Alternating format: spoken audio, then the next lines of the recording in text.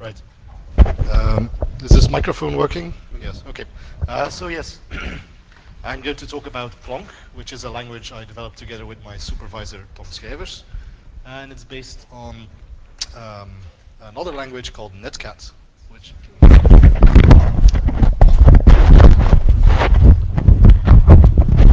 Okay. Is this better? All right. So. So NetKAT is a language for modeling computer networks. So let's look at a very simple example. Suppose you have two computer systems and they're trying to communicate over some network, and we could model this in NetKAT as follows. Um, so the first thing to know about NetKAT is that it is based on the notion of a packet, and a packet is really just a collection of header types. Sorry, of headers and header values. So what this program does is it simply tests if the SW header's value is 1, and SW stands for switch, so it's basically just testing if the packet is currently in switch 1, and if this is the case, then we change the value to change the switch value to 2, and this models moving the packet from node 1 to node 2. And for switch number 2, we do the same thing, but mirrored. Okay. So let's look at a slightly different example, a more complicated example. Now assume that the link between the two systems isn't completely reliable. It's some kind of flaky wireless network, like you could get at a large conference. And so we can model this in an extension of NetKAT called Probabilistic NetKAT. And this is the program that does this, and the beginning is basically the same. If you are in switch 1, then we will either move to switch number 2, or with a 10% probability, we will simply drop the packet. Okay? And vice versa for switch number 2. Okay? So you might wonder what kind of queries we can solve with this NetKAT, with probabilistic NetKAT, or with this particular program. And so probabilistic NetKAT programs define probability distributions. And there's two things you can do. You can do approximate inference, and this could tell you things like what's the expected latency of a packet, or what's the probability that a packet will arrive at its destination. Or you could do exact inference, and this is like deciding program equivalences, essentially. And this allows you to prove things like the absence of routing loops or certain fault tolerance properties. Okay? Right. So now if you look at this program, it has a slight issue.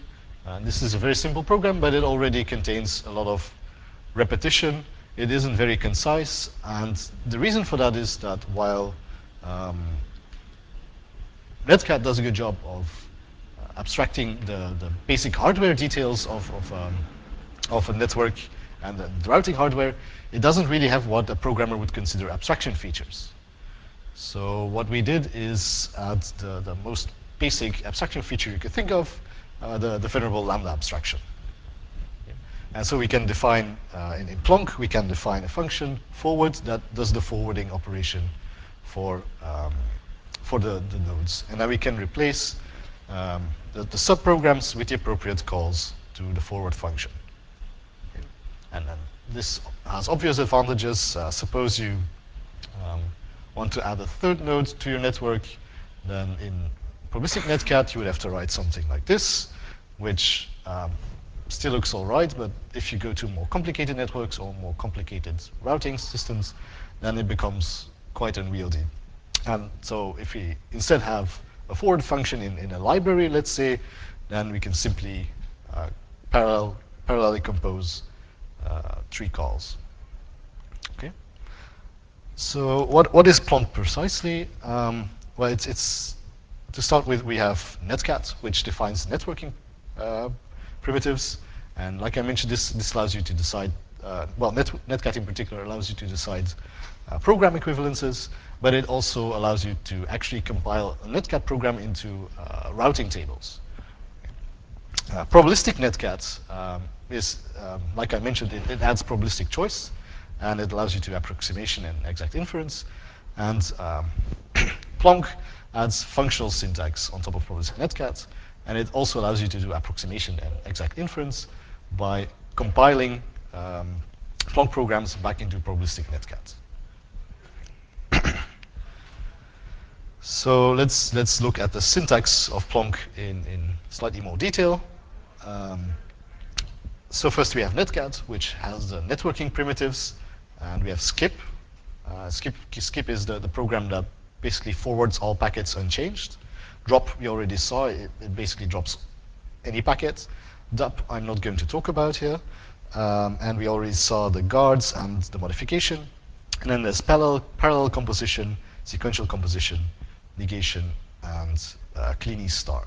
And this is the cleany star that is familiar from regular expressions, or if you know about cats, well, this is the thing. It stands for an arbitrary number of iterations, so 0 or more iterations. Okay. Probabilistic NetKAT adds only a single primitive, a binary probabilistic choice. This is like a coin toss, essentially. And in PLωNK, we add functional syntax, and the first two forms should be quite obvious. These are function introduction, lambda abstraction, and function application. But there's a bunch of other forms, and the reason for this is that PLωNK is not just pure functional programming language.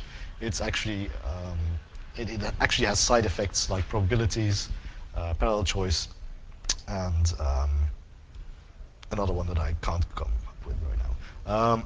And so to manage these effects, we need to have specific, well, we need to have some kind of sequencing primitives, and the syntax we have here is based on call by push value.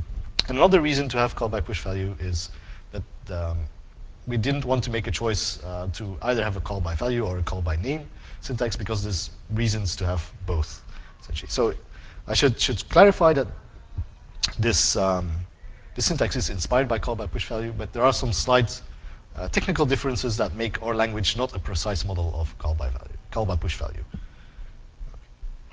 So to continue, before we can talk about the compilation procedure of PLωNK, I need to first explain the semantics so that we can have a sound compilation, a compilation that preserves these semantics. And this is where we hit our first real roadblock. Let's first look at the semantics for NetKAT. So NetKAT's denotational semantics corresponds to sets of packet histories.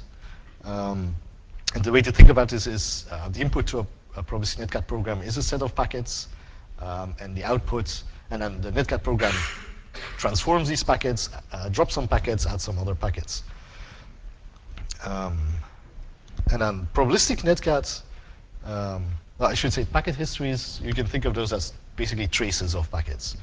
So probabilistic NetKAT then is quite obviously, it's instead of just having sets of packet histories, we now have a probability distribution over packet histories. And in fact, this probability distribution is continuous. This might be a bit unexpected, and it's a result of having a binary choice and the cleany star. Okay. And then in PLωNK, we have probability distributions or measures of sets of packet histories and functions. And this is where we hit the problem. The traditional, say in a way, or the classical semantics of probabilistic programming is measure theory, and measure theory doesn't support higher order functions. Precisely, it's not Cartesian closed. So fortunately, there have been recent developments to alleviate these issues. In particular, we use the quasi-Borel spaces, and this is an alternative formalization of probabilities that is in fact Cartesian closed. So it can be used as a model for higher order probabilistic functional programming language.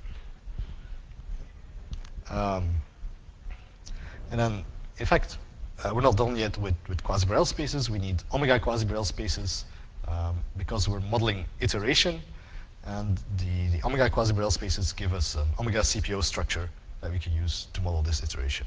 Okay? And this now allows us to define a conservative semantics for a language in the sense that if you take a probabilistic NetKAT program and you apply your semantics to it, then you will get the same semantics as the original probabilistic NetKATs. Okay? So our compilation procedure consists of two steps. The first, well, two phases actually. The first phase is a reduction phase. Where, for instance, if you look at this example, we first reduce the function application, and then we reduce the sequencing until we reach a value that is a terminal that can't be reduced anymore. And then there's a final erasure step to go from the remaining terminal, non-terminal to the remaining terminal to probabilistic NetKAT. Okay?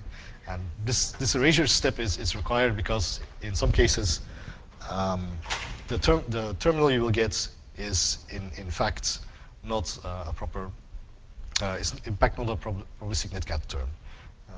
And that's not the case in this example, but it is the case, for instance, in this example. Here we end up with a produce at the end of the reduction, and produce, it doesn't really have any computational content, so you can safely erase it to a skip. However, we need to be a little bit careful when defining our compilation. For instance, you can't define this reduction rule. So suppose we have a parallel composition of two skips, followed by a reduction. We can't just distribute this skip over. We can't just distribute the sequencing over the parallel composition, because this is actually not semantics preserving. And to see this, consider that if you look at the semantics of this program, it's actually, if you do a skip in parallel with itself, that's actually the same as just doing the skip. So that's how this reduces. And then we know that the semantics of this will be the same as the semantics of P prime. But this is in fact not, in general, not the same as the semantics of P prime composed with itself. In fact, it's only the case if P prime is deterministic. Okay.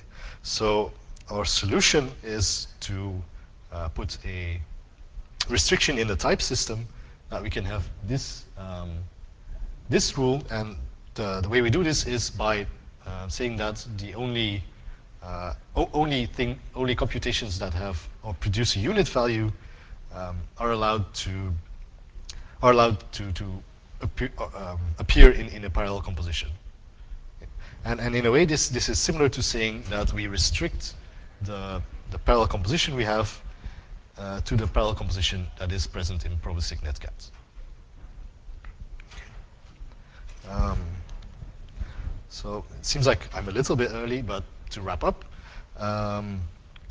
So I talked about PLωNK, which is a functional network modeling language, which has packet state, parallelism, and probabilities.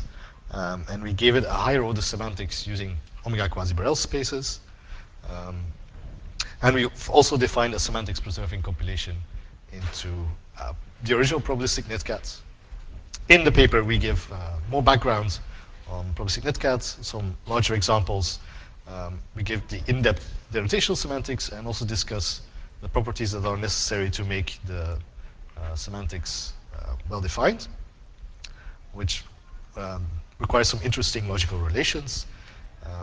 We also specify the compilation procedure, which for which we have partially mechanized certain properties in Abella. And on Big Bucket, you can find a prototype implementation in Haskell. There's lots more examples, and also the Abella prescripts, of course.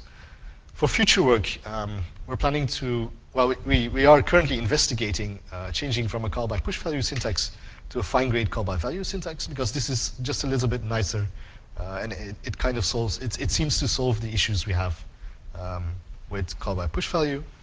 We're also investigating links with logic programming, probabilistic logic programming.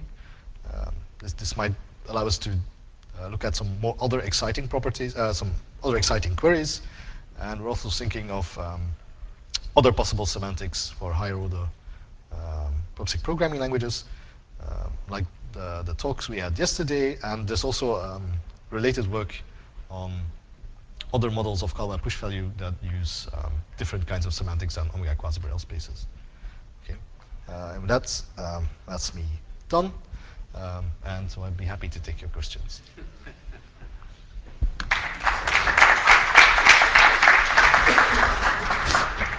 Thank you. Thanks. Any questions? So I have a question. Omega quasi-Borel spaces let you interpret recursive types as well, rather than just unbounded iteration. Have you tried Sorry, what? recursive types? So you Right. We don't have recursive types at the moment, but yeah, we'd like to extend our language further, because currently, like, the idea was to have a more expressive language for modeling networks, and this is a nice step forward, but it's not quite there yet. In a way, it's kind of a toy language, and having recursive types would be one of those things. On the other hand, there's I feel like a good reason to have strong normalization, in the sense that this is a specification language, and you kind of want things to terminate. So, and adding recursive types might become an issue in that case. So do you think you could, if you have strong normalization, you could instead use quasi-Borel spaces rather than the domain theory on top?